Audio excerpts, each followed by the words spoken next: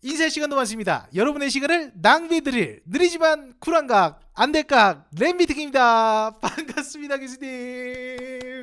자, 오늘의 주제 바로 차세대 배터리죠. 자, 차세대 배터리, 일단은 이분들을 빼놓을 수가 없죠. 바로 2019년에 노벨 화학상을 받았던 세 분인데, 특히 이제 존 구디노프 교수님께서 충전할 수 있는 리튬이온 배터리의 어떤 시작을 알렸던 교수님으로 알려져 있고, 이 기술인데 여기 어떻게 보면 이제 선구자적인 논문이죠. 여기 보이죠? 1980년 4월 3일에 받았다. 요거를 필두로 해서 이제 상용화가 이제 소니에서 1991년에 리튬이온 배터리가 처음으로 상용 제품이 나오면서 지금의 어떤 그 스마트폰이라든가 정말 수많은 모바일 전자 기술들이 가능해진 이유가 바로 이런 그 리튬이온 배터리의 개발 덕분이겠죠. 오늘은 이제 차세대 배터리 특집이기 때문에 이 리튬이온 배터리서부터 시작을 할 겁니다. 왜냐면 리튬이온 배터리가 지금 현존하는 가장 많이 쓰고 있는 에너지 저장 기술이잖아요. 그러다 보니까 요걸 필두로 차세대 배터리는 리튬이온 배터리보다 얼마나 더 좋은 성능,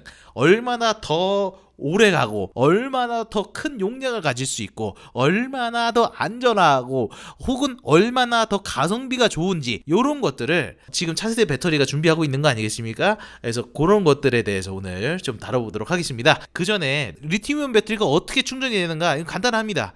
여기 보시면은 여기가 음극이고요. 음극이고 여기가 양극이에요. 양극인데 음극과 양극 사이에 실제로 리튬이온이 이 둘 사이에서 캐치볼을 하는 거예요. 캐치볼. 충전을 하고 있는 동안에는 리튬이 양극에 껴있다가 이제 음극으로 가야죠. 음극으로. 음극이 이제 여기 보시면 이제 요거가 이제 흑연이에요. 흑연. 그라파이트라고 하죠. 흑연에 막 껴. 전압을 인가해 줬더니 음극 쪽으로 이제 끌어당기는 거죠. 이쪽에 끌어당겨서 리튬이 끼는데, 이제 실제 우리가 사용할 때는 이제 리튬이온이 다시 자기 집으로 찾아가면서 반대로 이제 전자가 전기를 흘려보내주고 리튬은 집으로 가는 요런 형태가 리튬이온 배터리의 기본적인 원리가 되겠습니다. 아시겠죠? 그래서 요걸 이제 인터칼레이션이라 그래요.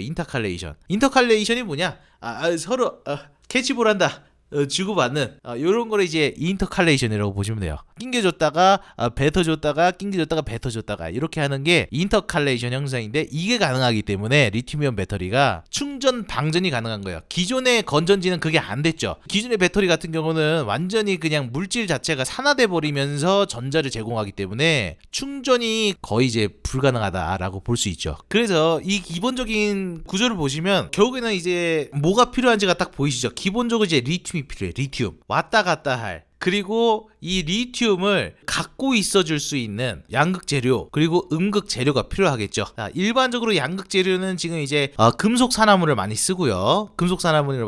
리튬이 잘 가서 낄 수 있는. 그리고 음극 재료는 요즘 이제 흑연, 그라파이트를 많이 쓰고 있습니다. 그라파이트가 층산 구조니까 요 사이사이에 리튬이 빡 낄 수 있어.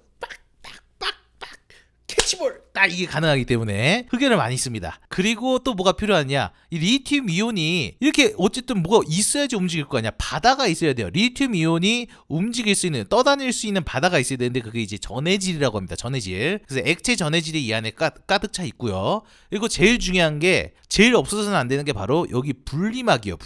분리막이 왜 있어야 되냐? 봐봐요. 이 분리막이 없으면 음극이랑 양극이랑 달라붙을 수 있겠죠. 달라붙으면 어떻게 돼요? 쇼트야. 팡 터져요. 그냥 화재입니다. 화재. 이 리튬 이온이 음극재에 다 충전이 돼 있다라는 거는, 그게 무슨 뜻이냐면 전자들도 여기에 한쪽에 완전 몰려 있다는 얘기예요. 여기 분리막이 없어. 그럼 얘 음극이랑 양극이랑 요 사이에 붙잖아. 어떻게 돼요? 전자가 뭐야? 나 일로 지나가면 되네? 그래서 우당탕탕 해갖고 그냥 불나는 거예요. 요게 이제 안정성 문제와 관련이 있게 되죠. 그래서 분리막이 필요합니다. 이해되셨죠? 지금 이거를 기억하셔야 돼요. 차세대 배터리를 이해하시려면 리튬이온 배터리가 어떻게 구성되어 있는가 다시 말씀드릴게요. 리튬이 먼저 필요하죠. 전자들을 여기다 모아주고 나중에 방전될 때 이쪽으로 가면서 다시 전자들을 빼줄 수 있는, 실제로 이동하는 리튬 이온이 있어야 돼요. 리튬 이온이 있어야 되고, 그 다음에 그거를 보관할 수 있는 양극과 그 충전할 때 끼워 넣을 수 있는 음극이 있어야 돼요. 그 다음에 리튬 이온이 요 사이를 왔다 갔다 자유롭게 헤엄칠 수 있는 전해질이 있어야 되고요. 그리고 음극과 양극이 붙어서 쇼트가 나서 불나지 않게 하기 위한 분리막이 있어야 됩니다.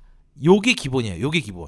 자, 그렇다면 왜 리튬을 썼는가? 리튬 이온이 리튬 플러스잖아요. 플러스. 리튬 하나당 전자 하나가 갈 수 있어요. 그죠? 근데 왜 리튬을 쓰려고 하느냐? 그 이유는 자, 우리 주기율표를 보시면 리튬 어디 있어요? 최상단 좌측에 있어. 이게 무슨 뜻이에요? 이게 원소 기호가 늘어나면 늘어날수록 양성자가 많아지는 거잖아요. 양성자가 많아진다라는 건 부피가 커지고 무거워진다는 얘기예요. 아까 말했죠. 리튬 하나당 전자 하나가 갈 수 있는데 다른 물질을 쓴다고 생각해봐. 똑같이 전자 하나를 보내는데 부피가 크고 무거워져. 여러분들이 스마트폰 배터리를 리튬 말고 다른 거로 쓰면은 배터리가 뭐 원래 이제 14시간 썼던 게 막 갑자기 4시간, 2시간 되는 거예요. 왜냐면은 갖고 있을 수 있는 전자 양이 적어지기 때문에. 그래서 리튬을 쓰는 겁니다. 자, 그래서 앞으로 이 차세대 배터리 기술이 뭐가 제일 중요하겠습니까? 그거를 생각해 보면 돼요. 제일 중요한 거는 4가지 정도가 될 것 같습니다. 4가지. 첫 번째 보겠어요? 가격. 성능 대비 가격이 좋아야 될 것 같고요. 그 다음에 안전해야 돼. 아까 말했잖아요. 분리막이 양극, 음극을 이렇게 붙지 않게 하려고 노력을 하고 있다고 하고 있는데, 요게 뭔가 문제가 생겨서 붙어버리고 쇼트가 나면 어떻게 돼요? 화재가 일어나겠죠. 이런 문제들이 없기 위해서는 어떠한 자극에 대해서도,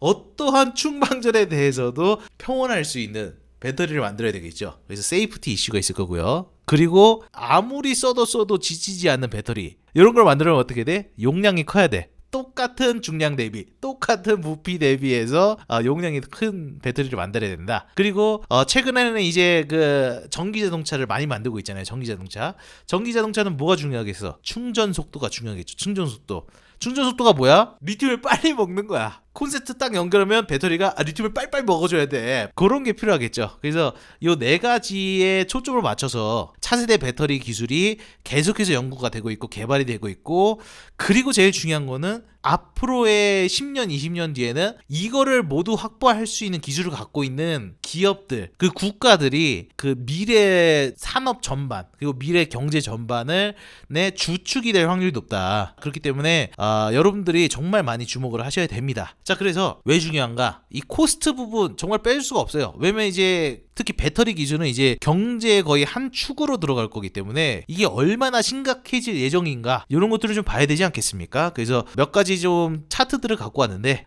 공진의 슈카월드 보시면은, 자, 그전에는 우리가 배터리 어디에서 썼어요? 배터리 전자기기에만 썼어요. 휴대용 전자기기. 뭐 스마트폰의 전기를 잡아먹으면 얼마나 먹겠습니까? 그죠? 근데 이제는 모든 어떤 에너지를 전기로 사용하고자 하는 움직임이 일어나고 있기 때문에, 지금 보세요. 벌써부터 2022년이죠. 2022년인데 2000년대에 비교해서 20년 동안 기하급수적으로 배터리 수요량이 증가했어요. 배터리 수요량이. 그리고 앞으로는 더 기하급수적으로 늘어날 예정입니다. 왜 그러겠어요? 보세요. 여기 전기자동차 개발되고 있죠. 이거 ESS 여러분들 뭔가요? 라고 하시는데, ESS 계속 늘어나죠. ESS가 뭐냐면 이영주 교수님께서 아주 잘 설명해 주셨습니다. 대따큰 보조 배터리예요. ESS. 이게 왜 필요하냐면 진짜 중요합니다. 왜냐면 보세요. 우리가 지금 가정이나 아니면 이제 우리가 산업에서 전기를 쓰고 있잖아요. 그죠? 이거 쓸 때 어떻게 하냐면 뭐 화력 발전소든 원자력 발전소든 그때그때 수급량에 맞춰서 바로바로 발전을 해서 보내줘요. 그래서 잘 생각해 보세요. 원자력 발전이랑 화력 발전은 가능했어. 우리가 지금 필요한 양만큼 만드는 게 가능했어. 근데 지금 시대가 어떻게 돼요? 화력 발전 최대한 안 쓰려고 하고, 원자력 발전도 최대한 좀 적당히 쓰려고 하고, 신재생 에너지를 어떻게든 쓰고 싶어 하는 분위기잖아요. 그죠? 근데 신재생 에너지가 문제가 뭡니까? 태양광 낮에만 발전해요. 그럼 문제가 뭐야? 밤에는 전기를 공급할 수가 없어요. 그죠? 큰일 나는 거예요. 그래서 이 신재생 에너지 같은 경우는 뭐가 필요하냐면, 기왕이면 낮에 우리가 원하든 원치 않든 계속해서 발전이 되고 있을 거 아니에요. 그것들을 안 쓰는 전기들을 모아놔야 되는데, 1년 동안 우리나라에서 쓰는 전기량이 거의 수백 테라와트인가 그럴 거예요. 테라와트시? 엄청 많이 씁니다. 근데 태양광 발전으로 우리의 산업과 가정에서 쓰고 있는 전기를 커버를 하려면 이 전기를 모아놔야 되는데, 그 전기를 모을 만큼의 배터리를 만들기가 쉽지 않아요. 그 기술이 바로 ESS 기술이에요. 그래서 어떻게 하면은 우리가 정말 실생활에서 사용하는 혹은 산업에서 사용하는 전기를 신재생 에너지로부터 미리 받아서 모아둘 수 있는가, 요거를 해결하기 위해서 초대형 배터리를 만들려고 하고 있고, 아까 말한 그 뎁다 큰 보조 배터리, 그 기술이 바로 ESS 기술입니다. ESS 기술. 네, 그래서 요즘 뭐 이제 태양광 발전소나 풍력 발전소 가면은 대부분 이 ESS가 설치돼 있어요. 신재생 에너지 기술이 점점 더 도입되면 도입될수록 ESS에 필요한 배터리 용량은 더더더더 늘어날 거고요. 그리고 지금 사용하고 있는 승용차를 전기 승용차가 대체를 하고 지금 쓰고 있는 버스들을 전기 버스로 대체되는 게 점점 더 빨라질 거라고 보고 있는데, 그렇게 된다면 문제가 뭐냐? 배터리 수요가 엄청나게 높아진다는 얘기야. 그래서 지금 보면은 가장 공격적으로 배터리 시장에 투자를 하고 있는 나라가 첫 번째로 중국이고요. 그 다음에 최근에 유럽에서 정말 공격적으로 투자를 하고 있습니다. 우리나라가 이런 상황에서 자칫 방심하면 큰일 날 수 있다. 진짜 큰일 날 수 있다. 왜냐면은 이제는 배터리가 없으면은 살 수가 없는 시대가 올지도 모른단 말이에요. 그때 됐을 때 배터리 어떤 기술이 확보되거나 배터리 자원이 확보가 되지 않으면 어떻게 되겠어요? 그쪽에서 부르는 게 가격이 될 수 있어요. 어떤 쪽이 독과점을 하는 순간 부르는 게 값이 될 수 있는 문제가 될 수 있습니다. 자, 그래서 우리나라도 정말 많은 기업들이 연구를 하고 있고, 우리나라 같은 경우는 이제 북미랑 많이 이제 같이 공동 개발을 많이 하고 있죠, 산업적으로. 그래서 우리가 잘 알고 있는 우리나라 기업들 많이 보이시죠? LG 화학이나 LG 에너지 솔루션이라든가 LG 엔솔, 그리고 삼성, SK 이노베이션 많이 지금 들어가서 같이 이제 전기차 회사들이랑 협업을 하거나 자체적으로 이제 공장을 개발을 해서 배터리 산업에서 어떻게든 그 주축이 되기 위해서 많이 노력을 하고 있습니다. 실제로 그 전까지 정말 우리나라가 배터리 기술에서 앞서 있었던 나라였기 때문에, 근데 지금 많이 치고 들어오고 있어서 다른 나라에서 계속해서 긴장하지 않으면은 문제가 나올 수 있어요. 그렇다면 도대체 이 배터리에서 비용을 잡아먹는 것은 무엇인가? 요게 중요하겠죠. 우리가 지금 가장 많이 쓰고 있는 리튬이온 배터리가 지금 90% 이상을 쓰고 있단 말이에요. 90% 이상이 리튬이온 배터리인데, 이 리튬이온 배터리에서 비용을 많이 차지하고 있는 게 뭐겠습니까? 바로 원자재죠. 원재료예요. 원재료. 리튬이온 배터리에서 어떤 재료가 들어갈 것 같습니까? 일단 첫 번째 리튬이죠. 리튬. 그리고 아까 그 양극재에서 쓰이고 있는, 양극재에서 리튬을 가지고 있을 수 있는 금속 산화물을 많이 쓴다 그랬는데, 금속 산화물이 대부분 뭐냐면 니켈, 코발트, 망간이에요. 그래서 요즘 나오는 리튬이온 배터리가 이제 NCM이라고 그러죠. NCM. 니켈, 코발트, 망간을 많이 쓰고 있고, 그 안에 또 이제 알루미늄도 많이 쓰죠. 뭐 휴대용 배터리 같은 경우는 이제 NCA라 그래서 알루미늄도 많이 쓰고 있고, 그 다음에 뭐 이제 그 외에도 최근에 연구 많이 되고 있는 게 이제 리튬, 철, 인산 기반의 리튬이온 배터리도 많이 나오고 있습니다. 근데 지금 가장 많이 쓰고 있는 건 아무래도 이제 NCM이에요. NCM. 니켈, 코발트, 망간.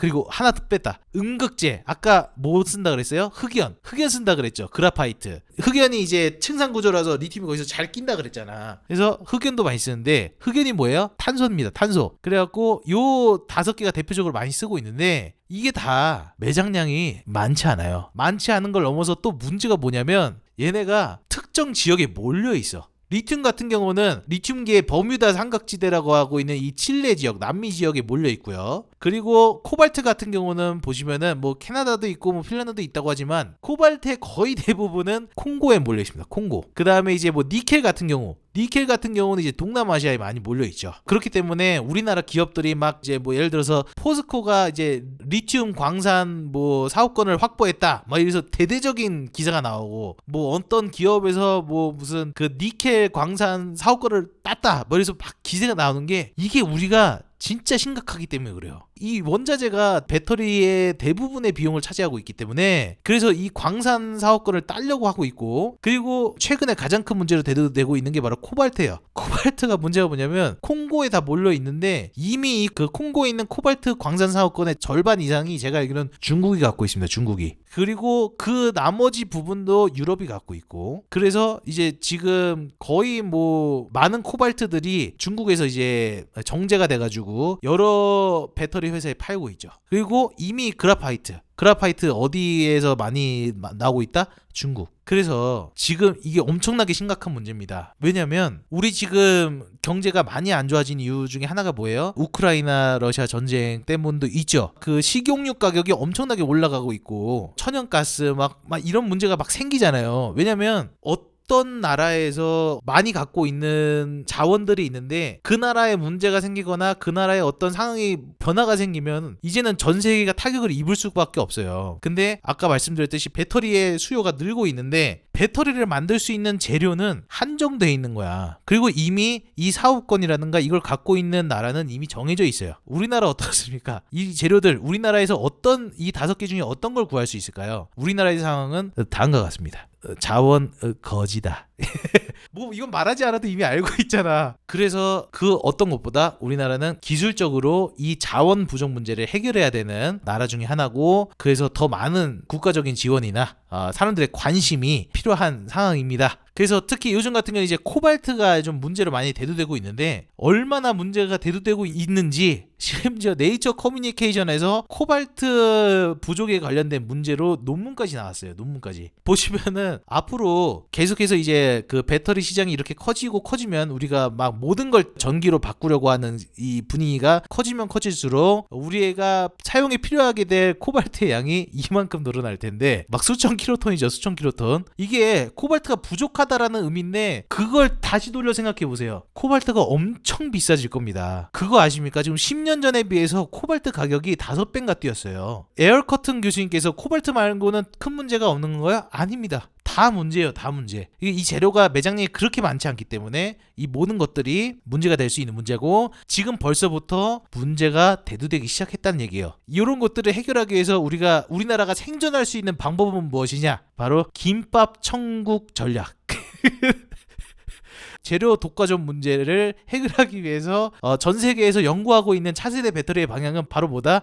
김밥 천국 전략이다. 김밥 천국 전략이 뭐겠어요? 봐봐요. 김밥이 물론 햄이랑 단무지랑 뭐 들어가야 되는 게 있겠죠. 근데 꼭 그것만 김밥이 아니잖아요. 햄 대신에 참치 써도 되잖아. 뭐 치즈 대신에 땡초 넣어도 되잖아. 내가 먹어서 오늘 점심 한 끼를 해결해서 오늘의 내 에너지만 채우면 되는 거잖아요. 그런 김밥들을 만들면 되는데, 그런 김밥들도 어쨌든 김밥이기 때문에 이 김밥이 뭐겠어요? 배터리로 치면 리튬 이온 배터리죠. 어쨌든 리튬 이온 배터리를 만들려면 리튬이 필요한데, 리튬 자체도 문제잖아. 그러면은 돈가스도 만들고 칼국수도 만들고 수제비도 만들면 되는 거야. 중요한 건 뭐야? 배터리만 만들면 돼. 그래서 우리나라는 자원이 없기 때문에 이런 김밥 천국 전략으로 차세대 배터리를 개발을 해야 된다. 요게 중요한 겁니다. 자, 그러면 계속해서 고민을 해볼 수 있겠죠. 자, 일단은 김밥의 주재료인 리튬 어떻게 보면 바꿀 방법이 없을까? 요거부터 살펴보자고요. 자, 다시 한번 주기율표를 살펴볼게요. 리튬, 우리가 리튬이온 배터리를 만드는 이유가 뭐겠어요? 아까도 말씀드렸듯이 주기율표의 제일 최상단 좌측에 있습니다. 그 말은 뭐다? 리튬 이온 자체가 갖고 있는 그 원자의 부피와 중량이 제일 작단 얘기야. 작으면 작을수록 보다 같은 중량 대비, 같은 부피 대비 훨씬 더 많은 에너지를 비축할 수 있어요. 배터리 용량이 커지는 거죠. 리튬 이온 배터리 그래서 쓰는 건데, 이제 리튬이 매장량이 한계가 있으니까 좀 다른 걸 좀 써보고 싶은 거야. 뭐가 있지? 근데 딱 보다 보니까 바로 밑에 소듐이 있어. 소듐이 뭐야? 바다야. 널렸어. 아니 물론 이제 리튬보다는 약간 원자 자체가 갖고 있는 중량이나 부피가 좀 크긴 하지만 뭐 이 정도면 별로 차이 안 나잖아. 소듐으로 만들면 이것 좀 약간 감안하면 바닷물에서 뽑을 수 있는데, 소금에서 만들 수 있는데, 그래서 나오는 게 차세대 배터리 기술 중 하나가 바로 소듐이온 배터리입니다. 소듐이온 배터리. 소금 배터리가 실제로 연구가 되고 있습니다. 이게 정말로 개발이 정말 잘 된다면 우리나라는 적어도 자원의 문제는 없을 거예요. 그죠? 바닷물, 우리 삼면이 바다잖아, 우리나라. 그리고 이제 가장 큰 장점은 뭐다? 리튬이온 배터리 기술을 그냥 이온만 바꾸는 거예요. 그렇기 때문에 기존에 있는 기술들을 그대로 적용할 수 있다는 장점이 있어요. 네, 신한 배터리. 네, 신한 배터리. 네, 그렇지만 뭐 가능했으면 바로 나왔겠죠. 막상 그렇게 쉽지 않은 부분들이 있습니다. 예를 들어서 생각지 못했던 부분들이 있는 거야. 일단 첫 번째 단점은 그거죠. 아까 말했듯이 리튬에 비해서 이미 부피가 크고 중량이 큰 원자를 쓰고 있기 때문에, 소듐 원자를 쓰고 있기 때문에 어떻게 해도 똑같은 기술 대비 리튬 이온 배터리보다 성능이 떨어질 수밖에 없어요. 용량이 떨어질 수밖에 없어요. 근데 그것뿐만 아니라 이게 원래 아까 말했듯이 음극 소재로 그라파이트를 쓴다고 했잖아요. 그라파이트가 왜? 그라파이트가 층상 구조이기 때문에 그 사이에 리튬이 잘 낄 수 있어. 근데 리튬에서 소듐으로만 바꿨는데, 소듐이 아까 말했잖아요. 부피가 좀 크다 그랬잖아. 리튬보다는. 그러다 보니까 소듐이 그라파이트에 안 껴져. 그냥 이온만 바꾸면 리튬이온 배터리 그대로 쓸 수 있을 거라고 생각했는데, 이 소듐 이온이 그라파이트에 안 들어가. 그래가지고 좀 약간 조정이 필요합니다. 수정이 필요해요. 그래가지고 소듐 이온 배터리 전용 음극 소재 기술을 또 개발을 해야 되고, 또 소듐 이온 배터리를 잘 담아둘 수 있는 양극 소재 기술, 이런 것들 두 개가 어느 정도 개발이 돼야 된다. 많이 개발되고 있어요. 이미 어느 정도 연구가 많이 진행되고 있다라는 아주 희망적인 뉴스들이나 연구 연구들이 발표되고 있기 때문에 이 기술은 노력만 하면은 충분히 가능할 거로 보고 있습니다. 그래서 어쨌든 그런 문제들이 있고, 본질적인 문제는 어쨌든 리튬이온 배터리보다 어쨌든 같은 기술 대비 용량이 떨어질 수밖에 없지만, 다행히 지금보다 리튬이온 배터리 기술이 계속해서 발전하고 있어요. 전기차 같은 경우에는 한 번 충전하면 400km를 갈 수 있는 수준으로 가고 있고, 그 상용 기술 말고 연구 단계에서는 이미 더 많이 올라가고 있기 때문에 우리가 그거를 리튬 대신 소듐으로 바꾼다면 리튬에 대한 자원 문제는 해결되잖아요. 희소 자원에 대한 문제는 해결되잖아요. 그렇기 때문에 이런 게 가능해지는 겁니다. 배터리 같은 경우는 여러분들이 나중에 이제 전기 자동차를 타신다고 한다면, 지금 이제 리튬이온 배터리 아마 1000km까지도 더 갈 거예요. 개발이 된다면. 근데 나트륨으로 만들면 어떻게 되겠어? 한 번 충전해서 1000km 갈게 500km밖에 못 가겠지. 나트륨 배터리를 만들면 똑같은 배터리 사이즈에 대해서. 그치만 여러분들이 고민할 수 있는 거예요.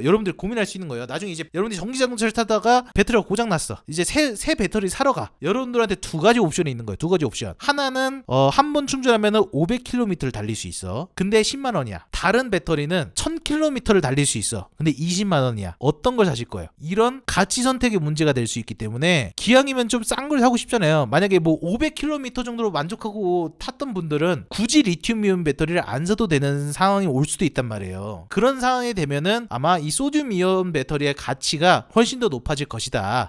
네, 모션 기준께서는 20만 원 내고 1000km를 달리겠다.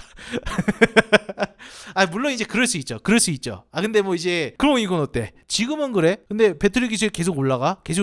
리튬의 원자재 가격이 계속 올라가. 매우 비싸질 거야. 너무 많이 비싸져 버렸어. 바닷물에서 뽑을 수 있는 소듐보다 너무 비싸져 버렸다. 그래서 상황이 이렇게 돼 버린 거야. 500km를 가는데 10만 원. 근데 1000km를 가는데 100만 원. 어떤 걸 사시겠습니까?